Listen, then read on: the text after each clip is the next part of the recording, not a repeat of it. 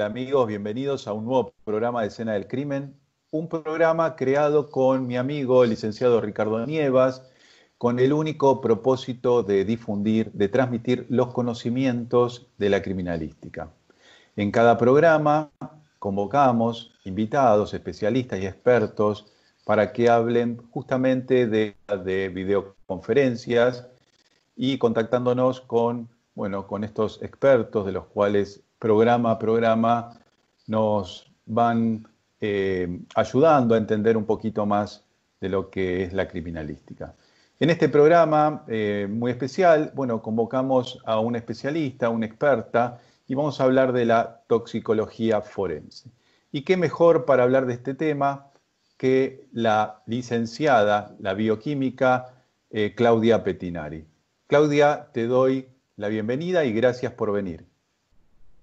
No, al contrario, es un placer, Federico, que me hayas convocado para aportar un poquito de lo mucho que me han enseñado y un poco aportar también la experiencia que he tenido trabajando en el Laboratorio de Policía Federal durante todo este tiempo. Y además he trabajado también en la parte clínica, entonces para mí es un amor que siento por esta ciencia. Así que te agradezco que me hayas Bueno, convocado. bueno, gracias. Y vos sabés que estos programas a veces necesitan de alguna ayuda para llevarlos adelante y Ujú. nosotros, tenemos la suerte de que nos auspicia un estudio jurídico de acá de Capital Federal, muy prestigioso, que se llama Lex Artis. Lex Artis, un estudio dedicado a la medicina legal y ciencias forenses. www.lexartis.com.ar. Bueno, a partir de ahora me gustaría tener una charla con vos. Quiero hacerte unas preguntas de las más básicas para aquellos que nos ven, que tenemos mucho público, como le decimos nosotros, aficionados, que les gusta mucho la ciencia a partir de todas estas novelas, series y películas de investigación, como así también, tenemos profesionales nobles y avanzados.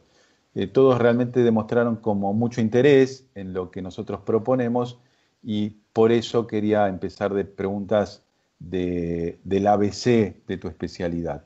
En principio te quería preguntar cómo te llevas con toda esta modalidad de videoconferencia, la tecnología, toda esta parte virtual que hoy manejamos.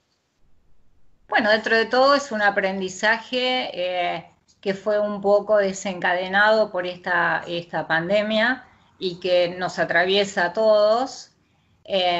Y bueno, es como así vivimos, es un proceso dinámico y que nos obliga y además como científicos también tenemos siempre las ganas de aprender y de interiorizarnos en campos que van más allá de nuestra ciencia específica. Entonces tenemos que ayornarnos para seguir con esta continuidad que si bien tiene mucho de incertidumbre, bueno, vivir un día a día y tratar de aportar lo mejor de nosotros y ayornarnos, como digo, a este proceso que es dinámico y que va a ir variando a lo largo de todo este tiempo que tengamos que convivir con en este momento, ¿no? Así que, Bueno, bien, bueno, contenta me de queda poder claro de colaborar que, y seguir en esto bueno, que quiero tanto, que es la docencia, ¿no?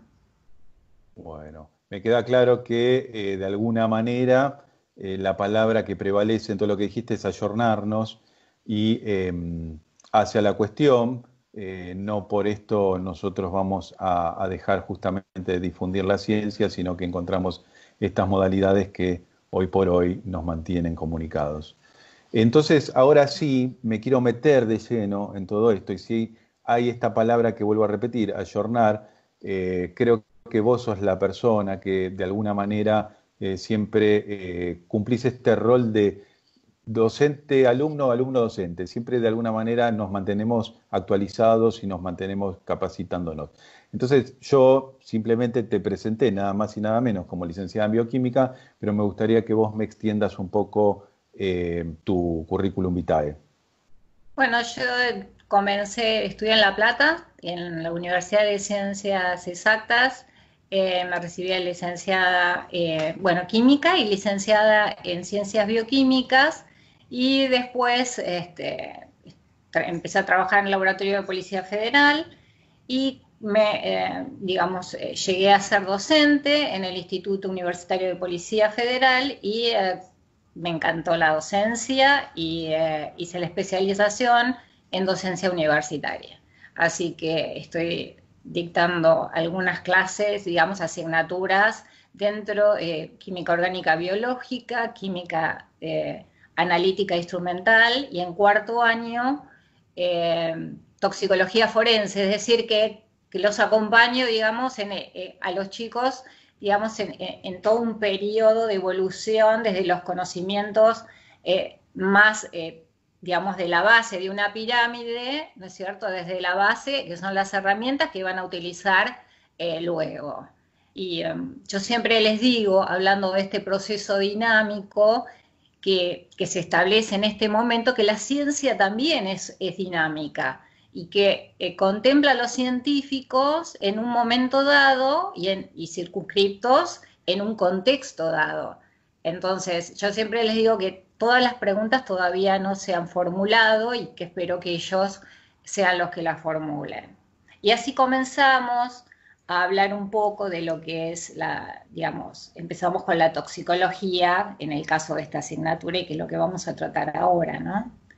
Perfecto. Quería decir alguna nota de color en este momento, es que de alguna manera corren ventaja los dos, los alumnos como vos, en el sentido de que es muy común que cuando uno agarra alumnos que van, digamos, de primero a segundo año, de segundo a tercero, que a veces digan que uno no lo puede chequear, no, estos saberes previos no los tengo porque la profesora no nos enseñó. Exactamente, yo en eso yo sé perfectamente en eso lo que corre he con enseñado ventaja. y no pueden decirlo, como mucho no lo recuerdan, pero tienen las Pero bueno, fuentes.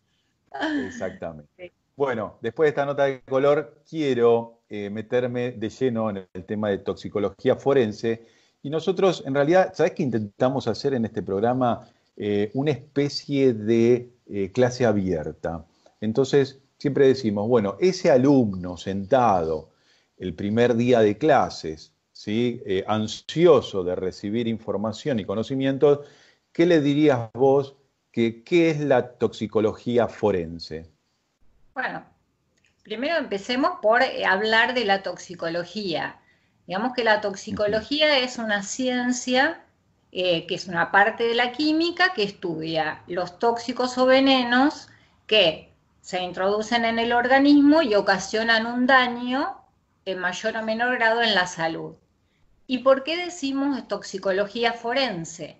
Decimos toxicología forense porque de alguna manera el tóxico o veneno que es objeto de estudio tiene una implicancia legal. Ejemplo, un accidente de tránsito. Hay que realizar una pericia para ver si el conductor había consumido alcohol o algún estupefaciente. Bueno, al determinar esa concentración o presencia de alcohol y o estupefaciente, ya esa sustancia tóxica ya está implicado en un hecho con implicancias legales, es decir, que va a haber un juzgado interventor que va a requerir de una determinada pericia. Por eso estamos hablando de toxicología forense. Y entonces también nos preguntaremos, ¿qué es un tóxico? Porque si ya vamos a hablar de tóxico, claro, ¿qué es un tóxico?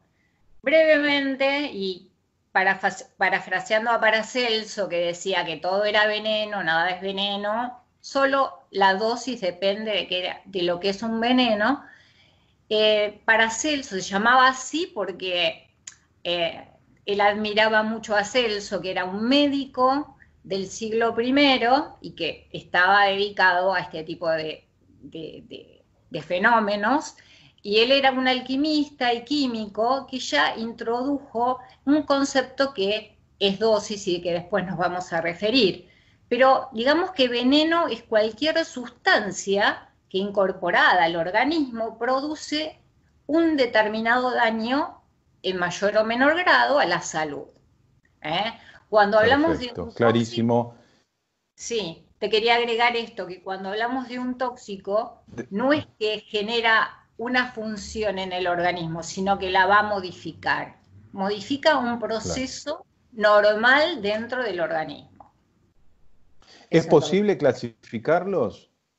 Sí, los podemos clasificar de distintos puntos de vista. Los podemos clasificar desde el punto de vista de su estado físico. Por ejemplo, tóxicos volátiles, por ejemplo, el monóxido de carbono, que es muy importante porque genera más del 50% de las muertes por intoxicaciones accidentales en el mundo. El ácido cianhídrico, por ejemplo. Después tenemos los tóxicos metálicos, como el arsénico, el plomo, mercurio, bismuto. Luego, los tóxicos fijos. Esos tóxicos fijos comprenden distintos tipos de familias. Por ejemplo, los pesticidas, ¿no? Organoclorados, organofosforados. Hay otro tipo de pesticidas que están en otra familia, que son los carbámicos. Los barbitúricos, que fueron utilizados ya en otras décadas como elemento para suicidarse, ¿no? Es una intoxicación ya no accidental, sino intencional. Otras familias como las benzodiazepinas y luego los alcaloides, que abarcarían los alcaloides que provienen de una planta, como la cocaína, y luego toda una familia de compuestos sintéticos que hoy día se sintetizan miles y miles de compuestos orgánicos por día. Entonces los peritos, que somos los que nos dedicamos a identificar ese tipo de sustancias, siempre estamos por detrás de esa sustancia que se va a fabricar y que nosotros a posteriori vamos a tener que identificar, según los requerimientos de los magistrados. Entonces, eso es lo que hace que siempre estemos atentos y tengamos que actualizar todo el sistema de análisis de los distintos tóxicos para poder llegar prontamente a una identificación de una sustancia que prácticamente se desconoce. Bueno, eso es utilizar, claro. Le digo al público que el que se enganchó a ver ahora recién el programa, estamos hablando con la licenciada bioquímica Claudia Pettinari, que ella es muy modesta con sus conocimientos, pero sabemos que tiene muchísimos años en el laboratorio químico. Entonces, claramente siento una palabra muy autorizada cuando haces esta clasificación y estas observaciones en cada uno de ellos. Yo lo que te quería preguntar ahora es, a partir de estos conocimientos que fuimos creando, de las preguntas anteriores, ¿cuáles fueron y son las problemáticas de la toxicología forense? Claro, en la antigüedad, por ejemplo en el siglo XVIII y fines del siglo XIX, la problemática estaba en cómo se podía encontrar un determinado tóxico veneno en un organismo, porque antes había testigos presenciales o circunstanciales de un determinado hecho o envenenamiento. Posteriormente, Marsh y Orfila llegaron a poder encontrarlos, pero en la actualidad, y un poco relacionado con lo que hablábamos anteriormente, la problemática está en la identificación del tóxico o veneno. ¿Por qué? Porque se van creando exponencialmente estos compuestos nuevos, que además al entrar en el organismo hay que tener en cuenta un proceso que es la transformación, la metabolización de ese compuesto orgánico que se ingiere, llega a lo que nosotros denominamos la fábrica del organismo y se transforma en lo que es un metabolito. Es decir, si yo ingiero la sustancia A, cuando llega al organismo ya no va a ser la sustancia A, va a ser la sustancia A modificada. Entonces yo tengo que saber en qué se transforma esa sustancia A modificada para poder llegar a identificarla. Entonces, esa es la problemática actual. ¿En qué momento, perdón, comienza esa modificación? ¿En el primer instante que se ingirió? ¿En el primer instante? Bueno, depende ¿En qué momento sucede? Claro, o sea, depende la forma en cómo ingresa el tóxico en el organismo. Hay tóxicos, por ejemplo, si hablamos de las drogas de abuso, que pueden entrar por inhalación, pueden entrar al organismo por ingesta, y entonces digamos que si se inhala, llega rápidamente al cerebro porque se pone en contacto con lo que es el sistema circulatorio, mientras que si se ingiere, tiene una cierta defensa porque tiene que pasar por el estómago, en donde el ácido clorhídrico hace su primera digestión, pero después pasa al hígado. Entonces, el hígado es lo que, así como transformamos nuestros alimentos, también se transforman estas sustancias en distintos metabolitos y primero pasan a la sangre, en donde tienen una ventana o un tiempo de detección, y luego son eliminados a través de la orina. Entonces, nosotros lo podemos tratar de identificar a ese metabolito en sangre o en orina, por ejemplo. Claudia, perdóname que te interrumpa. Sí. Entonces, este metabolito sería, por ponerle un nombre, como el producto final, digamos, lo que ustedes van a estudiar, analizar, comparar, ¿sí? Exactamente. Nosotros, por ejemplo, sí, tenemos, eso es lo que se denomina las matrices. Las matrices son las sustancias a partir de la cual nosotros tenemos que aislar ese metabolito para poder identificarlo. Por ejemplo, la orina, la sangre y las vísceras son matrices que se utilizan para determinar intoxicaciones agudas. ¿Qué es una intoxicación aguda? Es aquella en la cual se ingiere una alta concentración, una alta dosis, hablamos, de esa sustancia en poco tiempo. Mientras que, por ejemplo, si queremos investigar una intoxicación crónica, que es la incorporación de ese tóxico a lo largo del tiempo, utilizamos otras matrices como pueden ser las uñas y el pelo.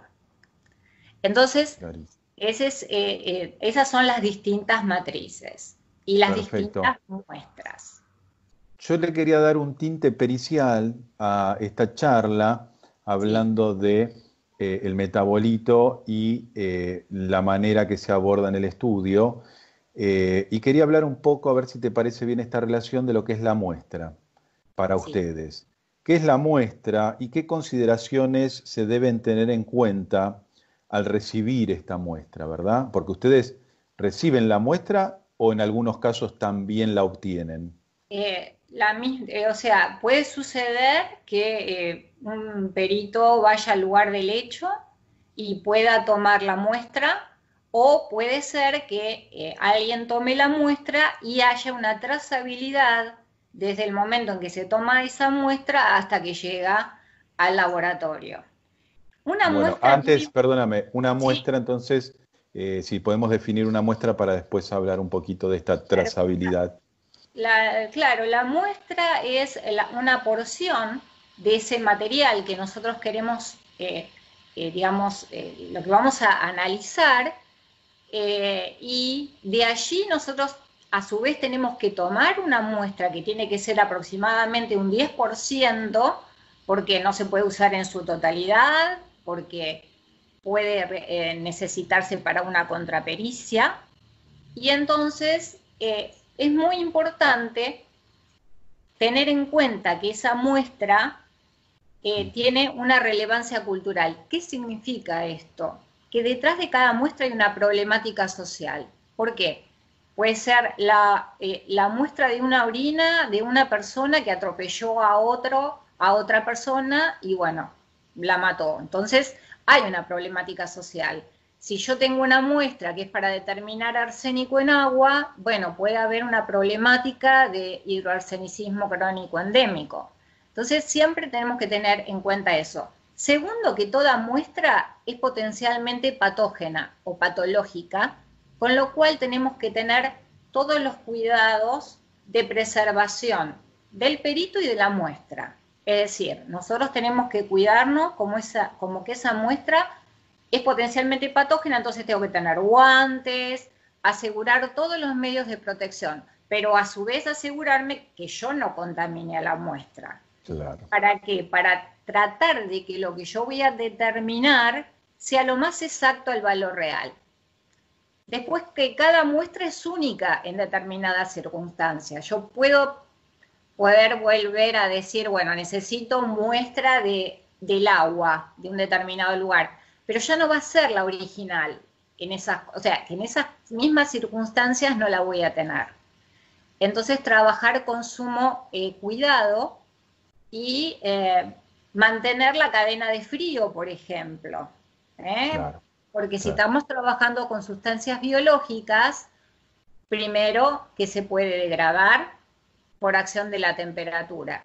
Y si queremos determinar etanol, que es volátil, puedo llegar a perder parte de la muestra y entonces no estoy informando un valor de alcohol en orina o en sangre como lo debería tomar. O sea, el valor ese pierde su valor real, ya deja de ser el valor real que tenía esa muestra originalmente. Entonces, hay que tener la concientización del que toma la muestra, ya sea un médico legista, tiene que tener el conocimiento de por qué tiene que tener esos recaudos al tomar la muestra, y el que lo trae, guardarlo en condiciones de refrigeración. Es toda una trazabilidad y una conciencia para que todos trabajemos en equipo y llegar a un resultado certero. Sí, hay un trabajo inevitable de muchos conocimientos que justamente para que esa muestra llegue a las condiciones óptimas para poder ser estudiada, analizada, comparada y obtener los resultados, que justamente comienza desde el levantamiento de la muestra, tal cual, que acompaña toda esta trazabilidad. Así que bueno, eso la verdad que nunca mejor explicado. Y yo quería tocar este tema, que vos sabés que a veces escucho mucha gente que lo repite como loro, pero nadie, creo, me considero yo también, que sabe exactamente de qué es de lo que se está hablando. Y te pregunto justamente de que a qué nos referimos cuando hablamos de la triada dosis, ¿sí?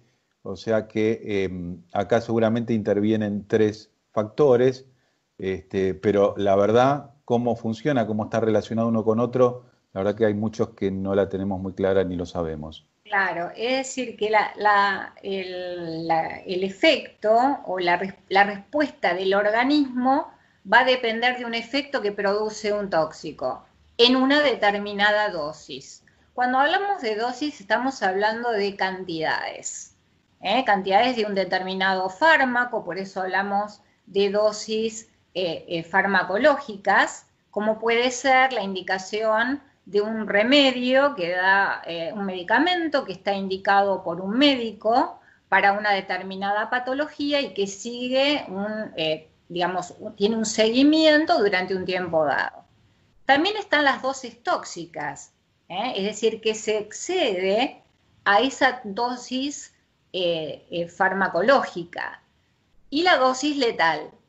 Estos parámetros fueron determinados experimentalmente, y así se definió a la dosis letal, dosis tóxica 50, que sería la cantidad de un determinado tóxico expresado en miligramos que produce la muerte del 50% de los animales que fueron estudiados. Pueden ser ratas, cobayos. Así está informado en el Merck, que es un libro que tiene todas las indicaciones de todos los compuestos orgánicos y también este tipo de dosis. Y la dosis letal es aquella cantidad en miligramos de un determinado tóxico o fármaco que produce la muerte en el 50% de los animales que fueron investigados. Entonces, digamos que pueden estar, digamos, intercatenados, porque si yo tengo una dosis terapéutica, aumento por mí misma la cantidad, ya voy a pasar a una dosis tóxica. Y si existe una sobredosis, puede ocurrir o desencadenar la muerte. Por eso está pautado y los médicos, cuando dan un determinado fármaco, lo hacen de acuerdo a un cuadro y a las necesidades de establecer o de dosificar un determinado medicamento para un paciente a lo largo de un tiempo determinado. Esto no pasa con las drogas de abuso, por ejemplo, en donde también son psicotrópicos, pero el tema es que estos están legislados internacionalmente, se consumen, pero no en dosis terapéuticas, en exceso y por un tiempo ilimitado. Entonces, la persona cada vez tiene más necesidad de consumir, va a hacer cualquier cosa por consumir esa droga, genera un síndrome de tolerancia, o sea, de física, psicológica y un síndrome de abstinencia cuando se interrumpe abruptamente y genera un daño individual y social, porque pierden el trabajo, porque pueden, de acuerdo al tipo de droga, pueden perder el sentido de la ética, entonces genera un daño a la sociedad que lo rodea, ¿no? En donde esa persona está actuando. Clarísimo. Y depende, por eso, el tipo de droga que consuma va a ser el efecto que va a generar en ese adicto, ¿no? Claro. O sea, una cosa es los psicotrópicos indicados terapéuticamente para una determinada patología, como puede ser depresión, epilepsia, y otra cosa son las drogas de abuso, que como expliqué recién, no tienen ninguna prescripción y generan toda esta problemática que conté recién. Bueno, eso es importante, que exista este documento oficial, que vos me lo nombrás casi como un decálogo o como si fuera un vademecum, que me lo nombrás como se llama Merck. Sí, ese es uno de los libros de uso frecuente, muy frecuente para todos los químicos, sí. Químicos, bioquímicos, todo lo que lo necesitemos. Allí se encuentran todos los compuestos orgánicos con sus características, sus moléculas, y entonces eso es de mucha ayuda al momento de la identificación y de la acción que genera dentro del organismo. Claro. Y bueno, además todo eso, el análisis, cómo se puede llegar a determinar. Bueno, este tema, Claudia, realmente me parece fascinante, me apasiona escucharte, pero bueno, como sabes, estos programas tienen un comienzo y un final. Inevitablemente, Claudia, me gustaría, ahora aprovecho y te comprometo, hacer una segunda parte del programa, porque bueno, me quedaron un montón de preguntas pendientes y muchas están interrelacionadas con lo que venimos charlando. Pero bueno, el tiempo se nos agotó acá. Bien, así sí, que, bueno, quiero que aproveches este segundo para contarnos un poco a aquellas personas que tal vez les interese comunicarse o tener, no sé, un asesoramiento por parte tuya, si tenés un correo con el cual se puedan comunicar o hay alguna manera, digamos, que a vos te interese contactarte con el público.